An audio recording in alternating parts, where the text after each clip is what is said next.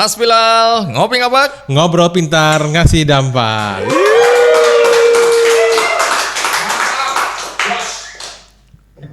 Mas Bilal, selama saya di Banyumas ini, semakin hari saya ini semakin bersemangat melihat potensi yang ada di Banyumas.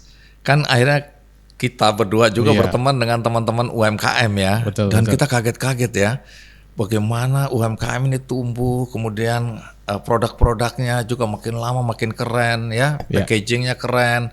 Dan yang menarik dari satu desa di Langgong Sari, saya melihat bahwa anak-anak mudanya lagi ngetik-ngetik ini. Ternyata mereka lagi ngobrol dengan buyer di berbagai negara. Jualan gula semut, brown sugar itu. Brown sugar. Jadi artinya anak-anak dimanapun mereka berada, atau anggota atau pelaku UMKM dimanapun mereka berada, itu punya kesempatan ya untuk berhubungan dengan buyer-buyer atau pembeli-pembeli dari berbagai negara. Betul. Nah, hari ini kan kita ngangkat nih topik UMKM yang go global atau go ekspor, apapun namanya lah. Tapi yang menarik adalah peran dari OJK sendiri apa ya? Ya, makasih Bang Andi. Memang kita lihat UMKM ini kan sebenarnya tulang punggung perekonomian Indonesia ya. Karena kita tahu UMKM sendiri itu menyerap tenaga kerja itu 97% tenaga kerja itu dari UMKM. Jadi kalau memang kita mau mendorong supaya masyarakat itu bekerja, memang kita harus mendorong UMKM. Nah, peran OJK dalam mendorong UMKM ada beberapa, Bang. Pertama tentu kita punya POJK, punya peraturan terkait bagaimana kemudahan akses keuangan untuk UMKM, di mana peraturan itu mendorong bank-bank untuk mempermudah akses ke UMKM. Permudahnya gimana sih? Ada bagaimana cara skemanya. Tentu kan skema untuk UMKM bisa sedikit diberbedakan dibandingkan dengan yang mungkin skema untuk segmen komersial. Kedua, aksesnya bisa melalui penggunaan teknologi informasi digital.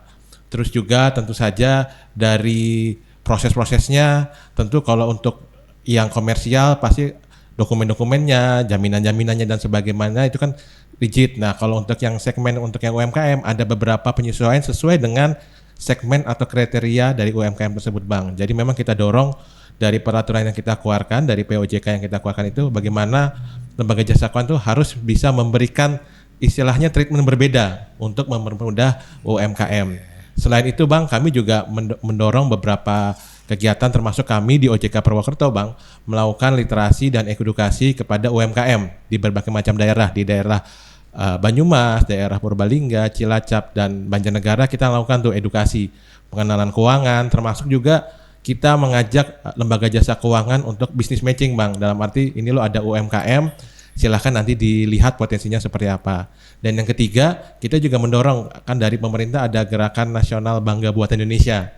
Nah, kita juga di situ berpartisipasi bersama dengan kementerian dan lembaga terkait untuk bagaimana mendorong potensi UMKM ini bisa berkembang, dan kita dorong juga untuk go global. Itu, Bang. Baik, menarik. Ini searah atau sejalan dengan kebijakan pemerintah juga ya. Betul. Bagaimana mendorong. Karena kalau kita lihat dalam berbagai kesempatan itu semua orang sepakat bahwa ketika krisis terjadi, justru fondasi UMKM ini adalah yang menopang ya. Yang paling kokoh. Sehingga kita tidak terlalu terguncang. Ya, betul. Jadi ini memang merupakan kekuatan luar biasa, menyerap tenaga kerja yang besar, dan tentu saja PDB ya. Dan betul. Kemudian ya tentu saja kita berharap dengan tumbuh berkembangnya UMKM ini akan menghasilkan devisa yang juga memperkuat ekonomi kita sebagai bangsa dan negara ya. Setuju, Bang. Nah, hari ini siapa yang kita ajak ngobrol ini ya? Iya, kebetulan yang kita ajak ngobrol adalah salah satu lembaga jasa keuangan, Bang, yang cukup aktif mendorong UMKM untuk ekspor. Jadi di sini hari ini kita mengundang dari Pak Hatta dari Bank BNI. Nanti beliau akan menceritakan bagaimana upaya yang dilakukan oleh BNI dalam mendorong UMKM untuk berkembang dan juga untuk bisa go global. Mudah-mudahan nanti kita bisa banyak mengkorek-korek, Bang, kira-kira apa saja yang dihadapi oleh Pak Hatta dalam pengembangan UMKM, terus bagaimana sih sebenarnya BNI mendorong UMKM itu bisa berkembang. Nanti kita bisa tanya lebih jauh, Bang. Dan tentu saja peluang-peluang ya. Jadi teman-teman ya yang sudah bisnis, sudah buka usaha UMKM, atau yang baru mau mulai, ini kesempatan untuk mendengarkan peluang apa, terutama pembiayaan tentu ya. Tentu saja. Tapi di luar itu ada pelatihan-pelatihan saya dengar. Betul, ya. Yang bisa kita dapatkan. Nah, Jangan kemana-mana, ikuti terus Ngopi Ngapak. Ngopi Ngapak. Ngobrol pintar ngasih dampak.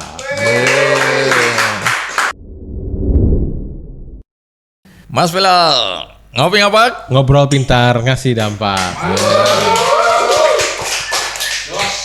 Dan tamu kita sudah ada di antara kita ya, Pak Hatta.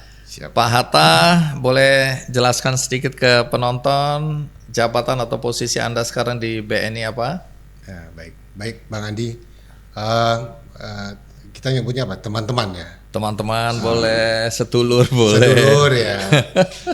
Saya Hatta. Saat ini jabatan saya sebagai area head BNI di area Banyumas, Cilacap, Kebumen, Purbalingga, dan Wonosobo di wilayah Yogyakarta. Baik, jadi ini daerahnya luas sekali nih ya. Jadi peluang itu tetap ada di wilayah yang cukup luas. Jadi kesempatan nanti teman-teman pelaku UMKM untuk mendengarkan dan melihat kemungkinan-kemungkinan apa dalam hal pembiayaan yang bisa didapatkan melalui kebijakan-kebijakan baik oleh pemerintah Indonesia maupun kebijakan dari BNI sendiri ya, Pak Hatta ya. Pak Hatta, kalau Pak Hatta lihat di wilayah cakupan kerja Pak Hatta ini kan banyak sekali ya UMKM ya. Betul. UMKM mulai dari yang ultra, mikro, bahkan sampai yang sudah advance dan banyak yang sudah ekspor ya Pak Bilal ya. Betul. Tapi kalau menurut perspektif Anda dalam konteks pembiayaan, sampai di mana sekarang tahapan perkembangan UMKM di Banyumas dan di daerah-daerah di mana Anda menjadi kepala untuk kebijakan-kebijakan pembiayaan? Iya, jadi perkembangan UMKM ekspor ya. Kalau saya lihat sih cukup baik ya, Bang Andi, itu sudah cukup berkembang lah. Artinya dari sisi mitra binaan kami yang UMKM orientasi ekspor itu semakin meningkat. Nah, khususnya di wilayah Banyumas nih yang Mas Andi sampaikan tadi, saya ada datanya nih Bang Andi. Menarik, jadi, mau tahu nih berapa banyak ini. Jadi saat ini sudah ada 47 mitra binaan di 10 bidang usaha dengan jenis produk itu yang bervariasi. Nah, apakah itu? Mulai dari industri kayu, ini ada kayu lapis, veneer ya, kayu pintu, kemudian kokopit, ya, gula semut, produk olahan makanan juga banyak sekali nih, ada abon, bumbu, sampai bumbu pecel nih ada nih Bang Andi. Itu bumbu pecel. Itu ekspor kemana? Yang permintaannya dari orang Indonesia juga itu. Oh iya, tetap ekspor itu ekspor, ya. kan?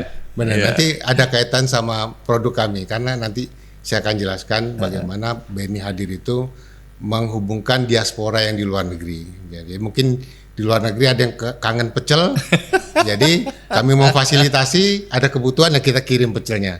Sampai emping juga ada nih Bang Andi. Emping, cincau, snack pisang, kopi gula, yang gula semut tadi, ya, hasil pertanian, tanaman hias pun ada diekspor dari wilayah Banyumas Raya ini. Baik, jadi kalau kita bicara potensi, sebenarnya potensinya cukup besar ya. Besar sekali. Kalau ekspor itu kan tadi ada diaspora. Diaspora itu artinya orang-orang kita yang ada di berbagai negara. Betul. Di beberapa negara jumlahnya signifikan ya. Artinya untuk nilai ekspor itu cukup tinggi ya, atau cukup besar. Betul. Belum lagi kemudian ini bisa menciptakan pasar baru, karena kalau dulu saya ke beberapa negara sebelum Indonesia mulai muncul ke permukaan, itu ada negara-negara tetangga kita punya market tersendiri di sana. Jadi kita yang Asia dengan lidah kita akan mencari produk-produk yang Asia gitu, atau ASEAN bahkan lebih dekat lagi. Nah, ini kan potensinya besar sekali, bukan cuma diaspora kita, tapi orang-orang Asia yang merindukan cita rasa dengan banyaknya bumbu itu menjadi salah satu potensi ya. Betul. Nah, kalau program apa yang ada di BNI yang kemudian kemungkinan besar bisa diakses oleh teman-teman UMKM di Banyumas?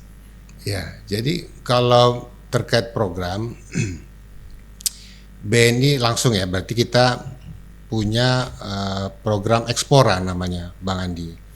Itu program BNI untuk mendorong ekspor dari UMKM.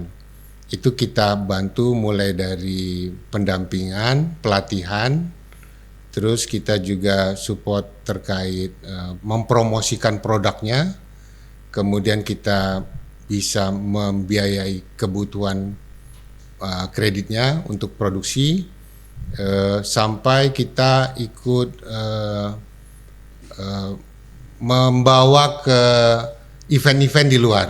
Oke, eksibisi ya. Eksibisi ya, Oke, untuk turut mempromosikan, dan sangat mudah sih karena kita punya platform ya, jadi namanya Ekspora BNI Co ID. Di situ teman-teman bisa bergabung ke sana.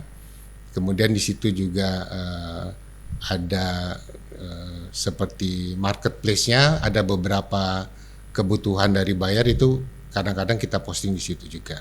Oh, jadi bisa sampai nyari klik pasar itu juga. bisa lihat kebutuhan di. Iya. Kalau BNI sendiri ada di beberapa negara ya? Kantor cabang itu namanya ya? Ya, kita ada di 8 negara sih, 8 negara dan di 9 kota di dunia. Di Jepang tuh ada 2, Tokyo dan Osaka.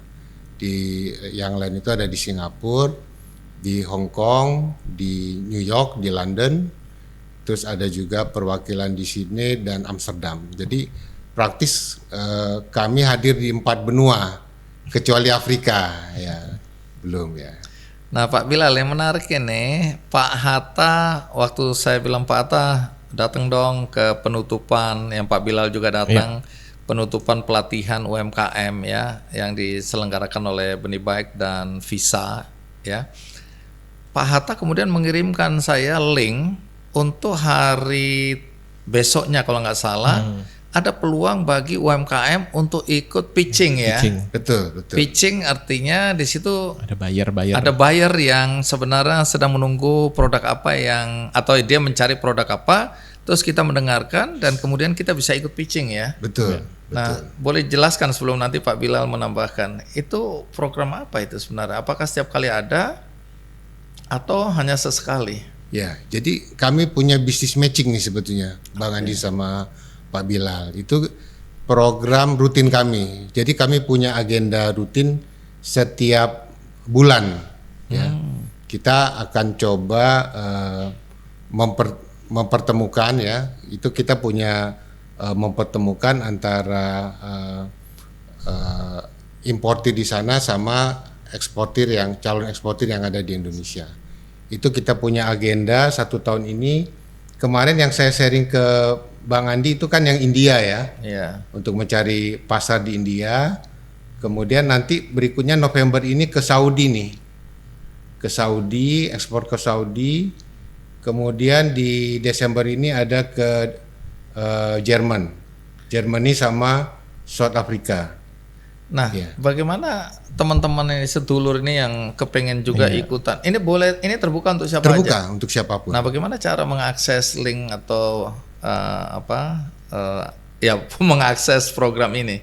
Ya, nah biasanya saya jelaskan dulu ya. Biasanya program ini kita menginvite calon importir, nah, dan juga kita rutin bekerjasama dengan atasnya perdagangan, Indonesian Trade and Promotion Center yang di negara tujuan untuk kita menyampaikan terkait pasarnya.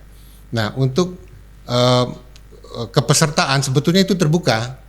Yang sudah menjadi mitra kami, kita biasanya beritahukan melalui WhatsApp, medsos kami. Kita sampaikan bahwa ada business matching, tanggal sekian, agendanya seperti ini. Nah, tapi di luar itu sebetulnya by request pun kita bisa arrange sebetulnya, Bang Andi. Kalau misalkan ada kebutuhan di produk tertentu, nanti kita akan coba cek di kantor cabang kita di luar negeri, kira-kira ada kebutuhan nggak? Nah, kita biasa arrange tuh importir ini. Yang kemarin terakhir tuh di Solo, kita dengan buyer di Amsterdam. Nah, situ kita coba bisnis matching kan, itu di luar agenda rutin ini ya, bisnis matching kan antara pengusaha-pengusaha eksportir furniture di Solo dengan pengusaha yang ada di Amsterdam. Oke. Kalau tadi kan OJK punya peraturan OJK nomor berapa tadi untuk mendorong UMKM ekspor, itu bisa dijelaskan lagi lebih detail. Jadi memang di tahun ini kita mengeluarkan POJK terbaru kita, Bang, supaya tidak salah, POJK 19 tahun 2025 tentang kemudahan akses pembiayaan kepada usaha mikro, kecil dan menengah. Di mana salah satunya adalah bagaimana kita mendorong LJK untuk memberikan kemudahan. LJK itu apa mungkin? Lembaga jasa keuangan, iya. Ya, seperti bank atau perusahaan pembiayaan untuk mempermudah proses pembiayaan ke UMKM. Nah, salah satunya tadi seperti yang saya sampaikan di awal, Bang, mempermudahnya dari sisi apa sih? Iya. Satu tentu skema, itu kan skema yang paling penting ya. Karena kalau untuk pembiayaan itu kita nggak bisa samakan pembiayaan untuk korporasi, pembiayaan untuk segmen komersial sama untuk pembiayaan untuk UMKM. Nah, di sini kan salah satunya BNI dia punya Ekspora, punya khusus untuk ekspor. Nah, ataupun untuk segmen-segmen tertentu bisa saja disesuaikan skemanya sesuai dengan karakteristik bisnisnya. Terus kedua dari sisi digitalisasi, makanya tadi Pak Hatta juga udah kasih contoh kan memanfaatkan website Ekspora itu untuk bisa lebih mempromosikan programnya sehingga orang tahu nih, nggak perlu datang langsung ke kantor cabang tapi belajar dulu, cari tahu dulu informasi apa saja apa yang perlu dipersiapkan sehingga nanti pada saat melakukan pembiayaan sudah lebih paham dokumen-dokumen apa saja yang diperlukan. Nah, selain itu juga ada berbagai macam terkait juga mungkin nanti terkait jaminan, terkait dokumen-dokumen dan sebagainya. Tentu sesuai dengan karakteristik bisnisnya, Bang ya. Nggak bisa digeneralisir lah kalau produk kredit itu kan pasti ada yang kalau segmennya produk mungkin produk minyak migas atau non migas atau produk mungkin yang UMKM kayak makanan-makanan atau mungkin yang mungkin produk bahan baku itu pasti kan punya karakteristik tersendiri. Nah, itu nanti lembaga jasa keuangan diberikan keleluasaan untuk bisa membuat skema-skema yang disesuaikan dengan segmennya, Bang. Jadi tujuan peraturan OJK ini memudahkan UMKM untuk mendapat akses pembiayaan. Memudahkan dengan mendorong bank bisa membuat kebijakan spesifik. Jadi nggak general misalnya untuk seluruh untuk seluruh masyarakat ya ini aja programnya kebijakannya. Kalau misalnya kebijakannya jaminannya harus sekian atau nominalnya harus sekian atau harus prosesnya melalui ABC. Nah, kalau itu bank diberikan keleluasaan tapi tetap prudent ya, Bang ya, dalam arti nggak bisa sembarangan bebas begitu aja, nggak, tetap prudent tapi bisa ada kredit program lah, Bang, istilahnya kredit program tertentu untuk segmen-segmen tertentu sehingga kemudahannya itu bisa dilakukan baik dari sisi kredit programnya maupun dari sisi aksesnya seperti apa, mungkin bisa melalui digitalisasi dan sebagainya. Itu, Bang, yang kita dorong. Baik, jadi kemudahan itu apa misalnya? Bisa kasih contoh dengan adanya peraturan OJK ini? Iya, tadi seperti yang saya kalau coba bicara bunga gitu? Kalau bunga itu kan sebenarnya kalau dari bank itu kan kita kalau di peraturan itu tidak berbicara tentang bunga. Iya, tidak diatur tentang bunga. Jumlah pinjaman juga tidak diatur. Tapi memang disebutkan segmennya, Bang. Segmennya adalah segmen UMKM, ya kan, di mana untuk memberikan pembiayaan kepada segmen UMKM, bank diberikan keleluasaan untuk membuat kredit program yang disesuaikan dengan karakteristik bisnisnya. Sehingga dalam penyalurannya tidak segmen A, segmen B, segmen C itu programnya sama aturannya semua sama, syarat-syaratnya semua sama. Nah, itu berat itu UMKM berat ya. Gitu kan UMKM. Ibaratnya bayi disuruh lawan sama orang dewasa ya, bisa ya. Jadi makanya ada syarat-syarat tertentu yang nanti bank diberikan keleluasaan untuk menyesuaikan dengan karakteristik bisnisnya dari UMKM tersebut, Bang. Kalau dalam prakteknya di BNI gimana dengan adanya peraturan OJK seperti itu? Ya, jadi kita sudah membuat program khusus sih ya untuk memudahkan pengusaha khususnya UMKM ekspor. Jadi dari sisi pembiayaan tadi yang sampaikan Pak Bilal, kita ada relaksasi, Bang Andi. Pengertiannya apa itu? Relaksasinya misalkan gini, kalau kredit komersial itu jaminannya 100% aset, itu kalau kredit ekspor ini hanya 50%-nya. Dari pinjaman? Dari nilai pinjaman. Nilai pinjaman. Nah, itu salah jadi satu. Misalnya contohnya asetnya berapa, dia bisa pinjam berapa? Ya, jadi kalau misalkan punya aset 1M misalkan, ya, itu bisa dapat fasilitas sampai dengan 2 miliar. Aset ini berupa apa aja ya? Biasanya tanah dan bangunan. Oke, kalau Bisa kita punya 1 miliar, kita bisa pinjam 2 2 miliar. miliar. Nah itu Syarat lainnya apa itu? ya tentu kita akan cek sesuai ketentuan pemberian kredit. Oke, tetap prudent Ya ya. tetap prudent. Salah satunya kita cek slipnya, Riwayatnya, histori pembayarannya itu, dan ada proses analisanya untuk diberikan persetujuan kreditnya.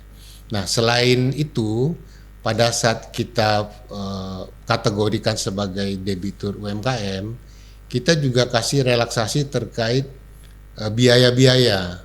Nah, pada saat kita melakukan transaksi luar negeri itu biasa biaya yang timbul itu adalah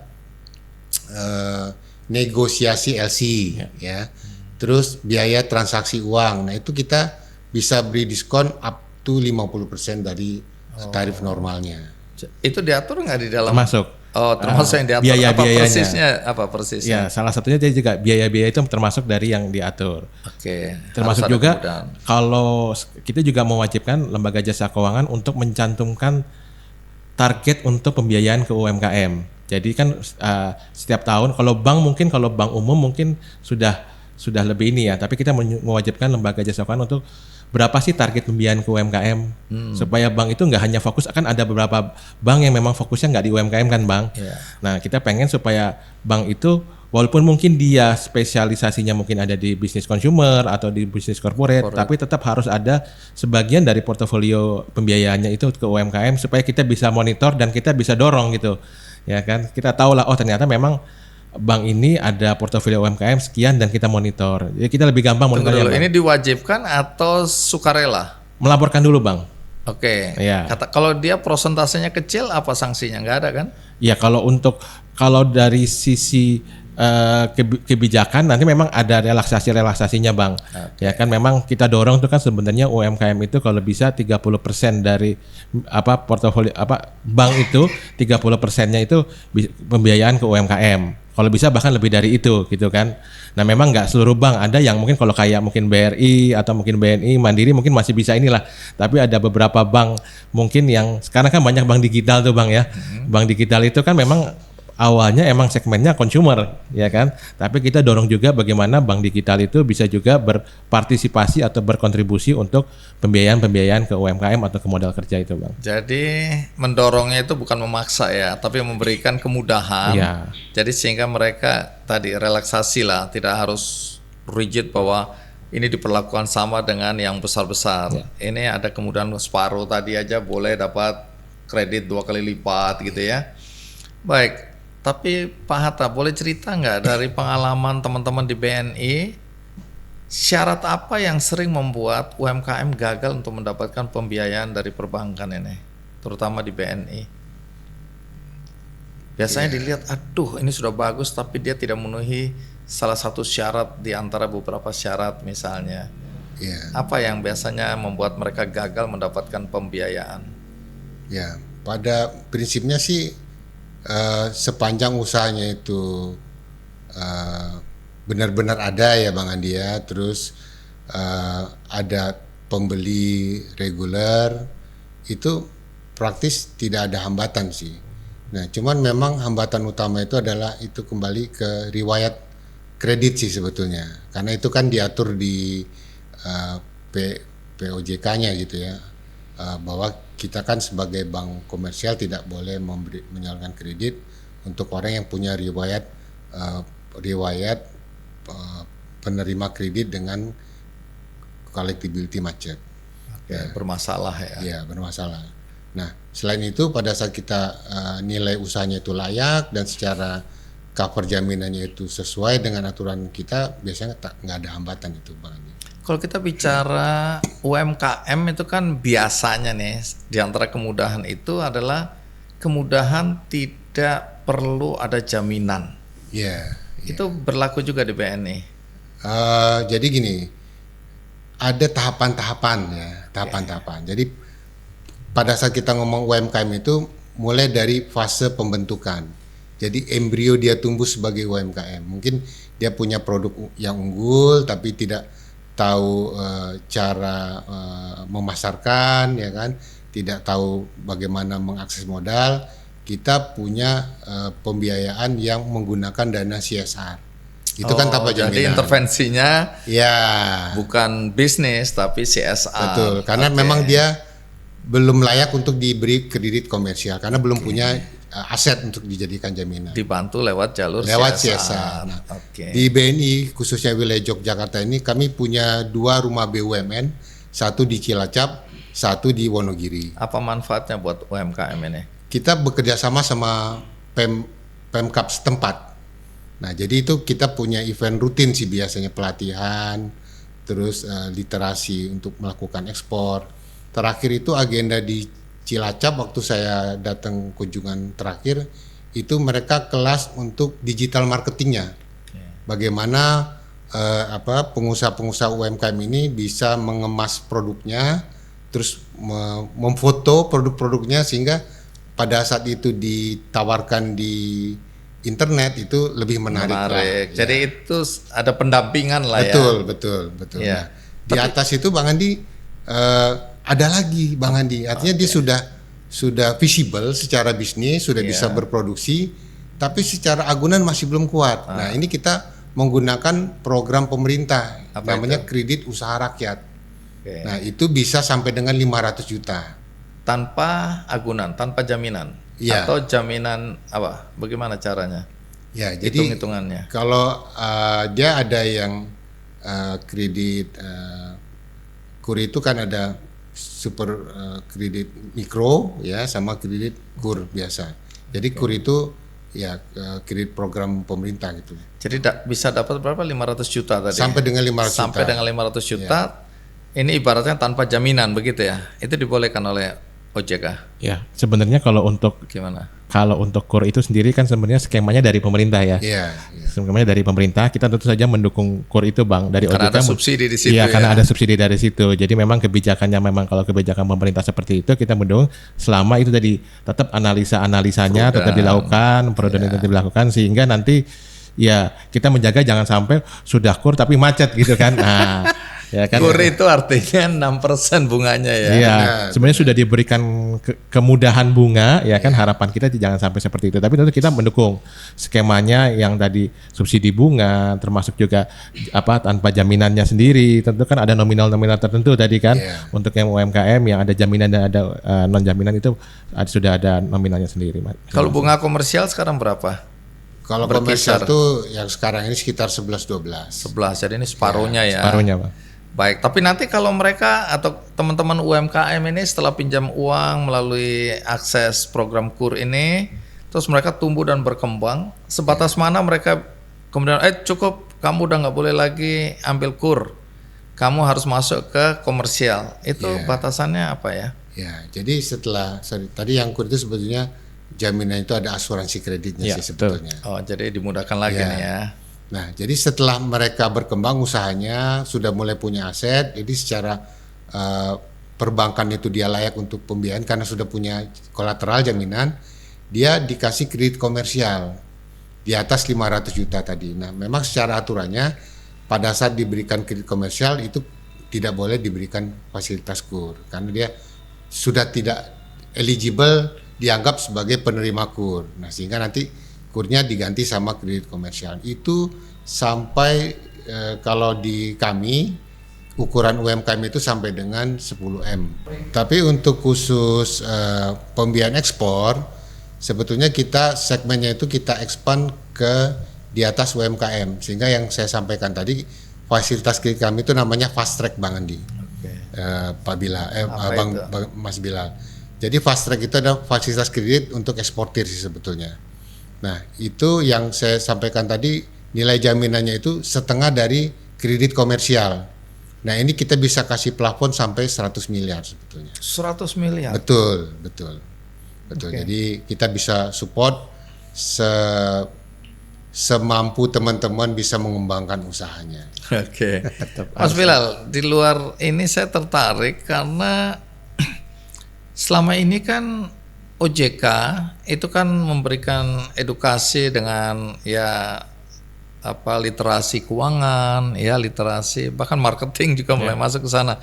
Tapi sekarang ini OJK bahkan mau melakukan program-program pelatihan ya. Ya.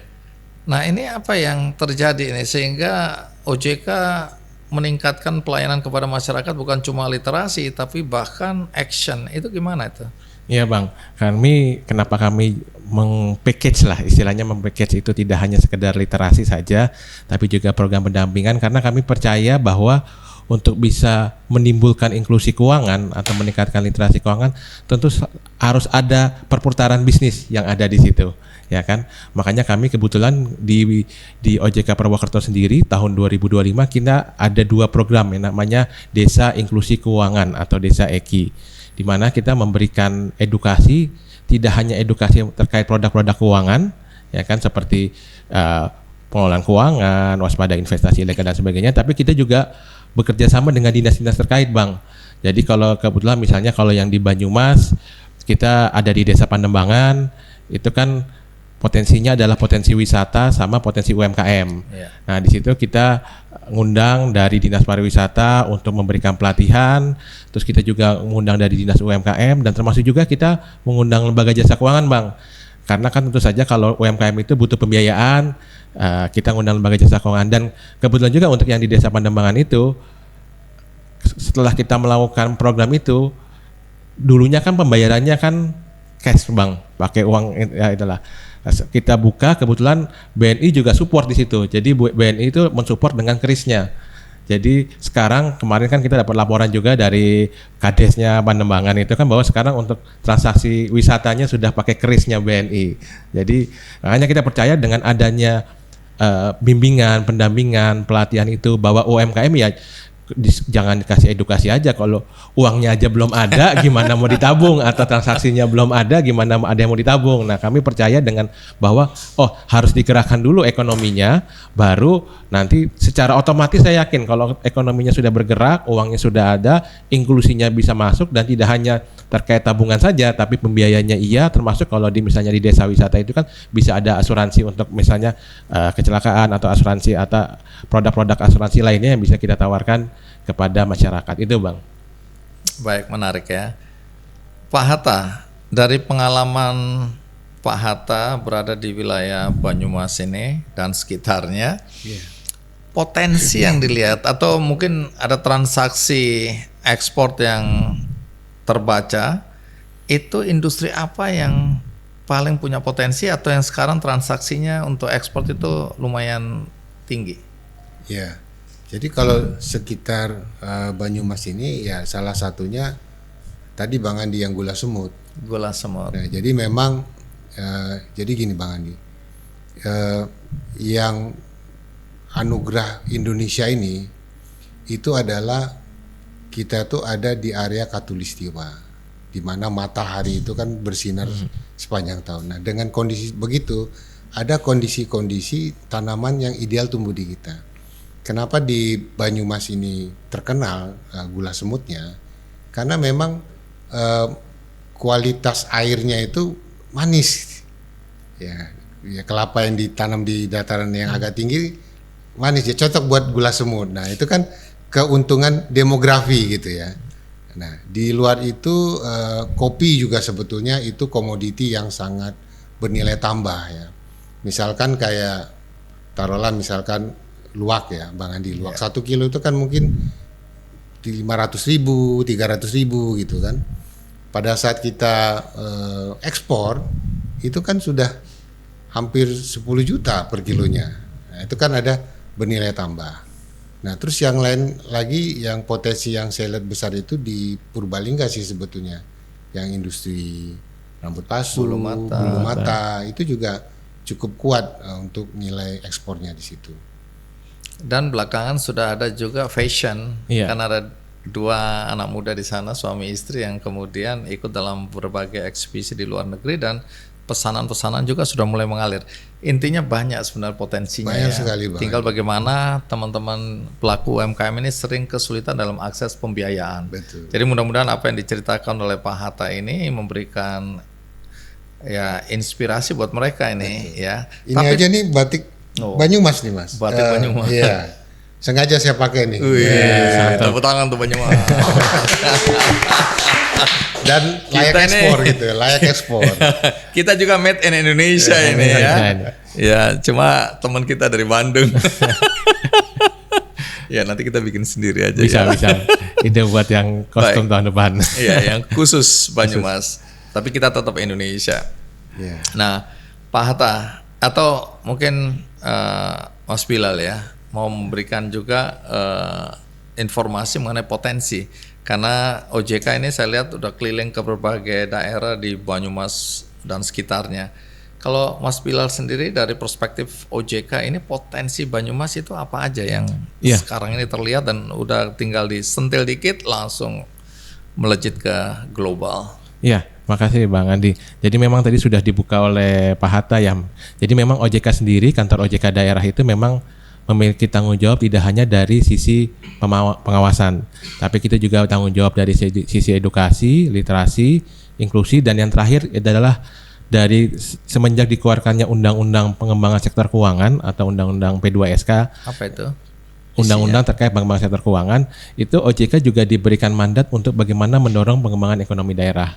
Makanya kami juga berdiskusi dengan beberapa lembaga jasa keuangan untuk memapping potensi yang ada di masing-masing daerah. Untuk tahun 2025 ini kami juga ada program PD di Cilacap, Bang. PD itu apa? Program pengembangan ekonomi daerah di Cilacap. Karena kita tahu kan Cilacap salah satu produksi beras terbesar di Jawa Tengah ya kan. Nah, bagaimana kita mengembangkan skema pembiayaan yang melibatkan berbagai macam pihak, tidak hanya lembaga jasa keuangan, tapi kita juga melibatkan bayarnya, kita juga melibatkan kapoktannya dan juga beberapa pihak-pihak terkait, Jamkri dan sebagainya untuk bisa menciptakan skema pembiayaan yang closed loop. Jadi itu sudah ada produksinya ada bayarnya ada, off-takernya ada pembiayaannya, dan itu bisa kita kan nggak mungkin Bang kalau petani-petani itu hanya dinilai kalau dia mau mengajukan kredit hanya perorangan, makanya melalui Gapoktan. Nah itu kita dorong Bang, termasuk juga di Banyumas kita ngelihat potensi tadi yang disampaikan oleh Pak Hatta, ada gula semut, ada kopi, industri pengolahan itu juga banyak.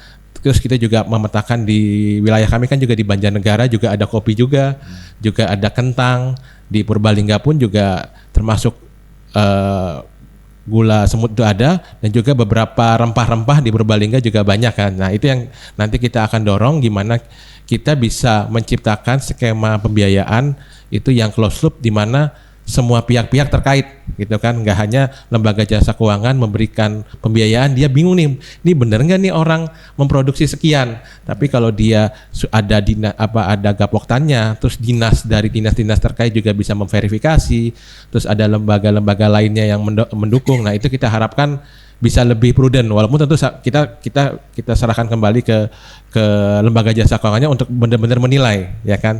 Istilahnya kita di sini berusaha untuk memfasilitasi lah ya kan, memfasilitasi dari berbagai macam pihak supaya bisa duduk bareng, yuk bareng-bareng kita kembangkan ekonomi daerah gitu Bang. Ya. Menarik juga waktu ada penutupan pelatihan UMKM Go Export itu Ya. kan kita ketemu sama Kepala Bea Cukai Ya. ya di wilayah ini. Dan ternyata kemudian mereka ini menjadi bagian dari upaya mendorong UMKM untuk go ekspor tadi dengan memudahkan perizinan. Bahkan dia bilang semua itu kalau bisa udah saya ambil, saya urus, diatur supaya teman-teman ini lebih mudah untuk ekspor. Kemudian dari Kementerian Perdagangan kan ada dua menteri datang sini, Menteri Perdagangan dan Menteri Desa waktu ekspor gula semut ini ya. Dan artinya ini sebenarnya keroyokan ya, potensi ini bukan potensi, dukungan ini oleh berbagai lembaga diberikan kepada UMKM. Nah, bagaimana Pak atau Mas Bilal ini melihat kolaborasi dari semua entitas, semua instansi ya, dari kementerian, lembaga-lembaga dan seterusnya bagaimana? Iya, makanya memang kalau menurut kami memang kami berusaha membantu mengorkestrasi lah tentu saja dengan pihak-pihak terkait. Di Banyumas sendiri kita ada yang namanya tim percepatan akses keuangan daerah Bang. Jadi TPAKD itu di masing-masing kabupaten ada. Nah kami biasanya juga memiliki program kerja, salah satunya untuk meningkatkan akses keuangan dan juga mendorong pertumbuhan ekonomi daerah. Di situ berbagai macam dinas-dinas terkait ada Bang. Jadi mulai dari bagian perekonomian, dari dinas pertanian, perindustrian dan perdagangan, koperasi dan UMKM, terus juga dari lembaga jasa keuangan kita undang juga. Kita duduk bareng biasanya Bang untuk membuat program-program untuk masing-masing daerah itu apa? Karena masing-masing daerah kan punya karakteristik masing-masing spesifik. Nah, kita buat itu yang kita akan lakukan. Itu untuk skop kabupaten. Di provinsi pun pasti juga ada. Kalaupun nanti ini butuh bantuan provinsi, biasanya kan kalau provinsi kalau untuk misalnya dananya kan lebih banyak Bang. Kadang biasanya tuh ada kredit program yang subsidinya dari provinsi. Ya kan? Oh, kita lihat nih sebenarnya marketnya atau sektornya ini cukup potensial, cuman mungkin Pemdanya nggak bisa kasih subsidi bunga, ya kan, itu juga ada. Tentu pasti ada KUR, tapi di luar KUR itu kan sebenarnya juga ada mungkin BPR atau bank-bank daerah yang juga bisa memberikan subsidi bunga. Nah, kita biasanya akan koordinasi itu dengan counter OJK Jawa Tengah untuk berkomunikasi dengan provinsi. Begitu juga pasti di level nasional Bang. Tapi ya saya kira orkestrasi itu penting supaya tidak bergerak sendiri-sendiri, supaya lebih terstruktur, ya kan. Misalnya kalau tadi Bang Andi bilang ada bea cukai nih, ya kan, sebenarnya kita bisa juga kolaborasi dengan bea cukai. Setiap kegiatan bea cukai kalau bisa ada OJK juga gitu kan, supaya nanti dan juga ada lembaga jasa keuangan juga, supaya hal-hal yang dilakukan itu jangan sendiri-sendiri. Kalau hanya parsial pasti dapatnya juga UMKM-nya kan parsial juga Bang. Jadi kami percaya orkestrasi itu penting Bang. Baik, menarik, memang betul juga. Kadang-kadang ketika kita bersama-sama ya sebagai sebuah orkestra, itu orang bisa satu pintu dia melihat berbagai peluang yang dia butuhkan. Tapi kalau ngurus ini satu sendiri, itu lambat dan kemudian mungkin dia tidak tahu bahwa ada akses-akses lain yang tersedia ya. Nah, kalau kita bicara tadi pasti ini sedulur ini udah langsung alarmnya bunyi ketika Pak Hatta bilang, ya kita sering memberikan CSR untuk pendampingan, pelatihan dan seterusnya agar siap untuk mendapatkan kredit dari BNI misalnya. Nah, memang sama Pak Hatta ini ya kami dari Benih Baik ya juga sedang membuat konsep ya membantu UMKM di Banyumas ya agar mereka bisa mendapat satu bantuan CSR sehingga mereka nanti bisa besar dan kemudian ada potensi untuk pembiayaan ya. Nah, apa program-program yang selama ini juga dilakukan oleh BNI untuk pemberdayaan ekonomi untuk meningkatkan UMKM melalui CSR dan bagaimana mengakses, karena memang ada keterbatasan kalau kita bicara wilayah ya. Tadi kan ada provinsi, kemudian ada nasional. Nah, itu bagaimana sebenarnya kebijakan BNI untuk membantu UMKM melalui jalur ini? Oke. Nah, yang saya sampaikan tadi itu rumah BUMN ya, salah satunya ya. Jadi itu pembiayaan melalui CSR. Dan itu programnya itu dalam 1 tahun itu kita menyusun program bersama Pemkab setempat. Nah, harapannya dengan kegiatan tersebut bisa memberi dampak positif ke UMKM setempat dengan skala yang lebih besar. Nah, di luar itu sebetulnya melalui pengajuan sih Pak Andi. Jadi kira-kira ada program apa yang kira-kira bisa membantu masyarakat khususnya UMKM ekspor ini. Nah, nanti kita akan coba evaluasi dan nanti kita akan sampaikan kita bisa mensupport sampai sejauh apa gitu. Karena kan dievaluasi lagi ada bagian khusus karena CSR ini kan seluruhnya ditarik terpusat ke Jakarta.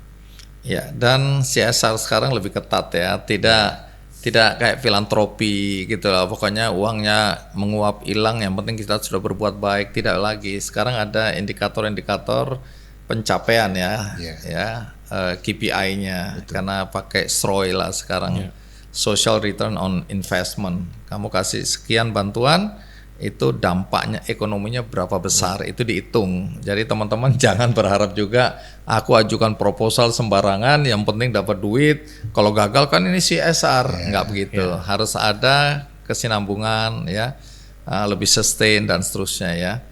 Nah, kalau dari kembali lagi nih Mas Bilal ya, kalau di area Banyumas ini OJK tadi kan sudah berperan cukup besar. Tetapi di satu sisi kan orang juga berharap pengawasan terhadap pemberian kredit ini kan harus prudent, harus sesuai dengan aturan, nggak boleh sembarangan. Boleh nggak dikasih tahu ke teman-teman UMKM, pelaku UMKM yang ingin mendapatkan kesempatan pembiayaan melalui lembaga keuangan perbankan ini, apa syarat-syarat yang harus dijadikan pegangan oleh teman-teman di pelaku UMKM ini? Ya, makasih Bang. Jadi memang untuk pelaku UMKM itu kan penting ya untuk mengetahui sebenarnya langkah-langkah apa sih yang diperlukan untuk supaya bisa mendapatkan pembiayaan. Tentu yang pertama tentu kan bisnisnya harus jelas dulu Bang. Ya kan, bisnisnya harus jelas dan bisnisnya juga harus kalau bisa sudah tertata dengan baik dokumentasi dari transaksinya. Ya kan, jadi makanya akan lebih bagus kalau misalnya UMKM itu punya rekening di bank, ya kan? Nah, karena apa? Dengan rekening di bank itu kita tahu pemasukannya seperti apa, ya kan? Offsetnya sebulan seperti apa, dan terverifikasi melalui pemasukan yang ada di dalam rekening tersebut. Karena itu penting Bang, karena historical dari transaksi itu menjadi salah satu bagian dari analisa bank bahwa benar nggak sih, kan memang kan bank nanti dalam melakukan pembiayaan kredit kan dia akan interview dulu Bapak omsetnya berapa, masuknya berapa Mana dan sebagainya, buktinya mana. Nah kalau UMKM hanya benar-benar melalui dari cash saja itu kan akan sulit ya. Harapan kita dengan adanya dokumentasi transaksi itu bisa lebih baik. Mungkin kalau bisa lebih bagus lagi kalau misalnya UMKM itu punya dalam pembayarannya menggunakan KRIS. Karena dengan adanya KRIS itu pasti kan terdokumentasi otomatis dan bisa mendapatkan laporannya tiap bulan. Terus kedua tentu saja historical dari pembiayaan itu nantinya kalau sudah dapat pembiayaan itu harus benar-benar dijaga kepercayaannya. Karena kan biasanya bank tentu kan akan selektif, tidak mau kalau misalnya pembiayaan itu nasabahnya dia sudah pernah macet, itu akan sulit Bang. Jadi memang once dikasih pembiayaan harus benar-benar dijaga kepercayaannya itu agar pembayarannya itu tidak sampai macet. Makanya benar-benar tanggung jawab dari si debitur itu benar-benar harus dijaga supaya bisnis bank itu bisnis kredibilitas, ya kan? Pembiayaan itu akan diberikan kepada nasabah-nasabah yang mempunyai historical baik. Terus tentu saja yang ketiga ya benar-benar bagaimana memanfaatkan, kalau menurut saya sih sekarang memanfaatkan digitalisasi Bang. Ya kan, bagaimana UMKM itu juga sudah mulai berpikir bagaimana memasarkan produknya, apalagi sekarang ada media sosial, ya kan. Nanti dengan adanya media sosial itu kita bisa paham produk-produk yang memang menarik itu seperti apa. Nah itu mungkin perlu dipikirkan juga nih oleh UMKM supaya nasabah atau mungkin customer-customernya bukan hanya yang di sekitar lingkungannya dia, pasarnya bisa lebih luas. Apalagi kan sekarang banyak e-commerce kan. Iya. Nah dengan adanya e-commerce itu pemasukannya juga lebih terstruktur, kita ada bukti-bukti pemesanannya itu juga mendukung nanti, karena tentu bank pasti tentu akan lihat dari historical transaksinya seperti apa, terus bagaimana dia historical dari pinjamannya, dan tentu saja skala omsetnya seperti apa. Itu mungkin Bang yang mungkin kita, karena kami dari OJK tentu tidak pengen sekali BPR itu tetap bisa mendukung UMKM tapi dengan cara yang prudent. Kita nggak mau, termasuk juga ya dari sisi kalau memang akhirnya memerlukan jaminan, itu juga jaminannya harus clear gitu kan. Clear itu dalam arti apa sih? Ya itu memang benar-benar milik dia, tidak ada sengketa dan sebagainya. Kadang-kadang sebenarnya kan kalau orang sudah berniat dengan baik ya ingin mendapatkan pembiayaan, tentu kan dia secara dokumentasi juga harus sudah clear. Nah itu dokumentasi itu juga penting ya Pak Hatta ya. Kadang-kadang tuh dokumentasi itu entah sertifikatnya di mana, ininya di mana. Nah itu mungkin mulailah mendokumentasikan seluruh persyarat itu dengan baik sehingga nanti pada saat pengajuan ke bank itu sudah siap, dan itu mempermudah sekali bank untuk bisa memproses nanti ke depannya. Itu Bang Andi. Tuh sedulur ya, jadi dokumentasi itu penting. Iya. Jadi jangan sampai aku kan bisnisnya masih kecil dan udah overlapping lah antara uang usaha sama uang keluarga. Pribadi, iya, itu betul. yang diajarkan. Jadi dari dasar aja kita sudah harus beres, sudah baik ya. Dan transaksi ini memang harus masuk ke digital ya. Banyak UMKM kecil terutama yang ultra atau mikro begitu datang ke satu acara terus bilang udah harus kita mulai ke digital. Wah mengeluh semua, nggak bisa lah, pusing lah, inilah itu lah, banyak macamnya. Itu nggak bisa berkembang itu karena sekarang dunianya udah digital. Betul. Semua dokumentasinya itu tertata dengan baik secara digital. Jadi nggak mau ya harus masuk ke sini, kecuali memang nggak mau berkembang. Iya. Betul. Nah Pak Hatta, problem yang juga terakhir ini ya, problem yang sering ditemuin juga adalah banyak UMKM yang merasa bahwa produknya sudah tanda kutip memenuhi syarat untuk ekspor, tapi pertama dia nggak tahu akses untuk dapetin pasar di luar. Kemudian ketakutan paling besar juga soal bahasa. Ketika urusan bahasa aja sudah problem, apalagi bahasa perjanjian. Iya. Itu ada pendampingan nggak di BNI untuk itu? Ya, jadi sebetulnya Bang Andi, Mas Bilal, tadi kan sudah disampaikan bahwa dari pemerintah dukungan itu sudah banyak, dari perbankan sudah banyak. Jadi kalau dari sisi BNI ya membantu teman-teman yang punya produk bagus tapi kesulitan, itu sebetulnya join aja sama kami gitu loh. Join karena kami akan mempertemukan buyer yang diaspora sebetulnya. Oke. Contohnya jadi memudahkan dulu iya, ya. yang di Amsterdam itu mereka Iya. pakai bahasa Indonesia. Oh, jadi nggak usah khawatir ini situ loh ya. Kalau yang namanya business matching, pitching gitu untuk diaspora. Ini juga membiasakan mereka untuk mulai berlatih ya, ekspor. Siapa tahu kemudian pasarnya membesar dan kemudian asing, tapi saya cerita sedikit ini menarik. Iya, iya. Jadi saya pernah wawancara di Kikendi, ya itu satu acara yang orangnya botak itu ya. Saya undang ibu-ibu Iya. petani kopi, tapi ekspornya besar sekali ke berbagai negara. Iya. Dan dia bilang dia nggak bisa bahasa Inggris, jadi dia pakai Google aja, Google Translate itu. Jadi dia bilang no speak gitu kan, letter gitu. Dan dia akhirnya semua surat-surat itu dia terjemahkan itu, terus dia terjemahkan lagi. Transaksinya bertonton. Jadi sebenarnya gini loh, komunikasi itu asal sama-sama membutuhkan itu bisa diatasi ya. Jadi nggak usah khawatir. Apalagi kalau sekarang latihannya dengan diaspora di berbagai negara. Betul. Nah, itu memudahkan kita belajar ya. Iya. Nah, jadi nasihat Pak Hatta di ujung pembicaraan ini kepada mereka yang selama ini sudah merasa sanggup untuk ekspor tapi tidak bisa atau belum tahu caranya, apa nasihat dari Pak Hatta? Ya, jadi pertama kita percaya diri dulu, punya produk yang bagus. Terus punya niat memang untuk melakukan ekspor, karena ekspor itu ada nilai tambahnya. Jadi produk yang kita jual di dalam negeri, di luar itu bisa sampai 10 kali lipat. Nah, tentu teman-teman akan punya kendala yang disampaikan Bang Andi tadi kan, terkait buyer atau ada kendala bahasa. Nah, itu dijalanin aja.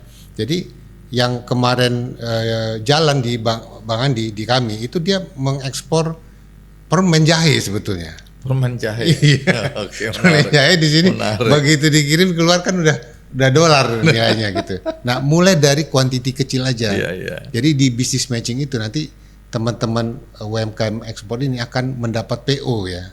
PO di situ nanti akan disampaikan berapa kuantitinya, terus time delivery-nya kapan, tujuannya di mana, itu sebagai latihan untuk melakukan ekspor sebelum nanti bisa melakukan pengiriman yang lebih besar lagi.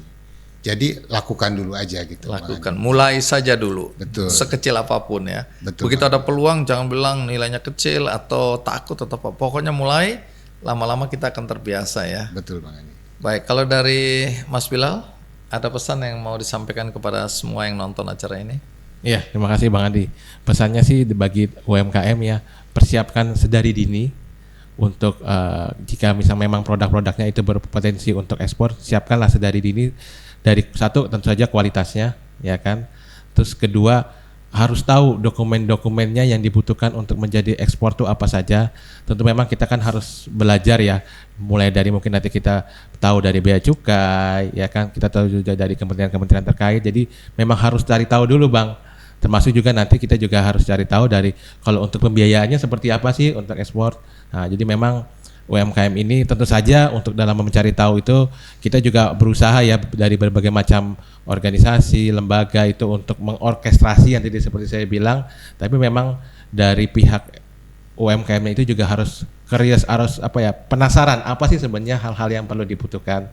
Nah, yang tadi juga yang ketiga menurut saya sih memang itu planning ke depan itu seperti apa, termasuk juga bagaimana untuk, karena kan yang kita juga sering lihat mendengar sekali-kali itu kadang-kadang tuh di Indonesia itu berhasil ekspor sekali, tapi habis itu berhenti karena kontinuitasnya itu yang mungkin tidak bisa dijaga. Nah itu mungkin memang rencana jangka panjang dari UMKM itu juga harus sudah mulai terplanning juga. Oh kalau saya mau ekspor, saya harus siapkan supplier saya siap, ini saya siap, termasuk juga pembiayaannya, sehingga nanti kalau misalnya PO itu bisa berulang, UMKM itu juga sudah siap untuk mengakomodasi permintaan dari market di luar negeri. Mungkin itu Bang tambahannya. Baik, sehingga kalau nanti ada pesanan yang meningkat, Iya. membutuhkan pendanaan tambahan, asal semuanya ini sudah disiapkan dengan baik, itu akan memudahkan perbankan untuk memberikan kredit tambahan ya. Betul. Baik, menarik sekali, terima kasih Pak Hatta. Siap. Ya, Andi. kalau Anda dihubungin banyak orang ya bukan salah kami. Kita siap Bang Andi, siap. Tapi niatnya tetap untuk membantu UMKM Indonesia untuk tumbuh, karena kita tahu bahwa UMKM ini backbone kita juga untuk menghadapi badai ekonomi maupun finansial ya. Karena UMKM ini yang justru survive ketika banyak goncangan terjadi. Baik, terima kasih kehadirannya Pak Hatta. Dan tiada pesta yang tidak berakhir. Jadi kita harus akhiri acara podcast kita. Mas Bilal, ngopi ngapak? Ngobrol pintar, ngasih dampak. Senang bisa berbagi. Wih.